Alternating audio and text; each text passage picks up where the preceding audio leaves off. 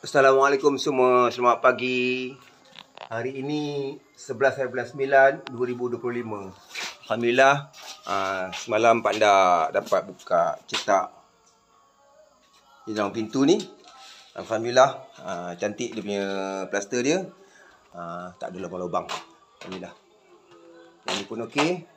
Ni pintu masukkan Panda. Okey. Hari ni Panda nak mulakan kerja untuk pasang tile ni lah. Ni tile Panda dah pilih. Ada 3 kotak tu. Okay, InsyaAllah cukup. Untuk tangga ni. Panda ni bukannya dulu bukan kerja tukang simen. Pasang-pasang tile ni pernah lah tengok-tengok orang. Pernah lah cuba-cuba sikit-sikit. Dah 30 tahun tak bertukang kan. InsyaAllah. Doakan Panda ya. Moga-moga Panda dapat siapkan kerja-kerja ni. Kerja ni semua Panda tukang sendiri. Simen ke, batu ke, pasir ke, kayu ke, semua Panda tukang. InsyaAllah. Assalamualaikum warahmatullahi wabarakatuh. Sayang semua.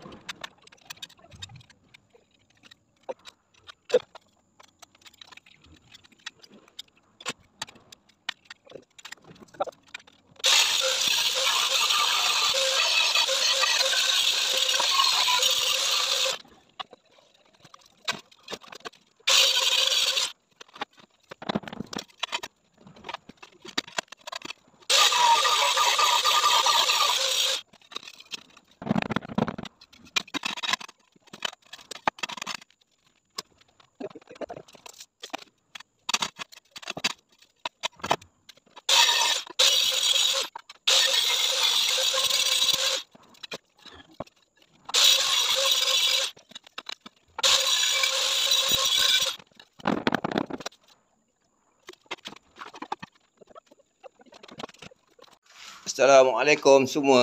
Alhamdulillah. Saya telah bertungkus lumus menggali memori lama macam mana nak pasang tile. Jadilah setakat ni kat kepala tangga ni dulu, depan pintu dengan slab tepi ni. Dah petang. Pandak sambung esok, insya-Allah. Doakan pandak sihat. Okey, supaya dapat kerja-kerja kita berterusan. Amin. Assalamualaikum. Sayang semua.